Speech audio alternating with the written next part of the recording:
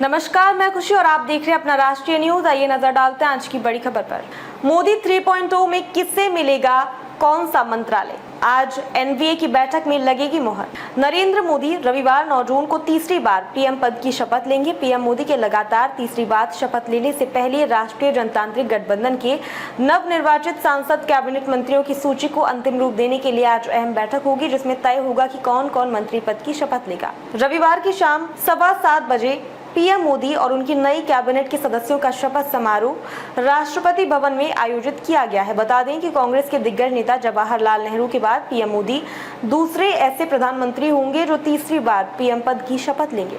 सूत्रों के मुताबिक शिंदे शिवसेना को एक कैबिनेट और एक राज्य मंत्री का पद मिल सकता है। फिलहाल अभी सिर्फ एक कैबिनेट मंत्री बनाया जा सकता है और इसके लिए 3 नाम आगे किए जाएंगे, जिसमें प्रताप राव जाधव का नाम है, जो 7 बार के विदर्भ के बुल्ढाना से सांसद रहे हैं।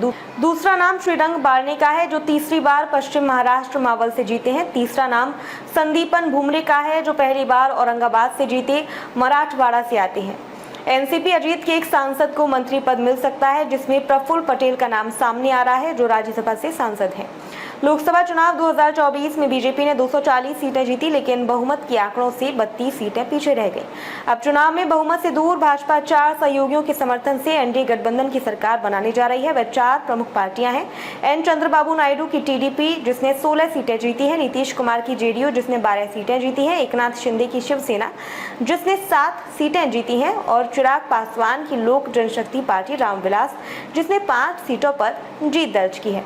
शनिवार की एनडीए की बैठक में ये तय हो जाएगा कि किस सहयोगी को कितनी कैबिनेट की सीटें मिल सकती हैं। नीतीश और नायडू बने किंग मेकर। टीडीपी प्रमुख चंद्रबाबू नायडू और जेडीयू के नीतीश कुमार दोनों ही भाजपा नीति एनडीए के लिए किंग मेकर बनकर उभरे हैं, और दोनों नेताओं ने शुक्रवार को सार्वजनिक रूप से नरेंद्र मोदी को गठबंधन के प्रधानमंत्री पद के उम्मीदवार के रूप में चुनने के प्रस्ताव को स्वीकार कर लिया है। पता चला है कि उन्होंने इन अटकलों के बीच पीएम मोदी को लिखित समर्थन भी दिया है कि विपक्षी नेता दावा पेश करने के लिए उनसे संपर्क कर सकते हैं। अब देखना ये होगा कि भाजपा और उसके 2 प्रमुख सहयोगियों टीडीपी और जेडीयू के बीच क्या बातचीत और कैबिनेट मंत्री पद के लिए क्या डील हुई है। समर्थन देने वाली चारों राजनीतिक पार्टियां केंद्र में प्रमुख पदों के लिए लगातार प्रयास कर रही हैं। महाराष्ट्र के मुख्यमंत्री एकनाथ शिंदे का शिवसेना गुट और चिराग पासवान की एलजेपी भी प्रमुख मंत्री पद की मांग कर रहे हैं।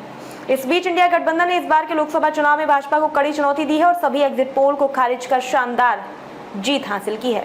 विपक्ष 2014 में मोदी लहर की सत्ता में आने के बाद पहली बार इतना मजबूत दिखा है। विपक्षी गठबंधन की कुल 232 सीटों पर जीत मिली, लेकिन वो भी बहुमत से पीछे रह गई, यानी 272 में से 40 सीटें कम। इस लोकसभा चुनाव में विपक्षी गुट इंडिया गठबंधन का नेतृत्व करने वाली कांग्रेस ने 328 सीटों पर चुनाव लड़ा और 99 सीटों पर जीत हासिल की है।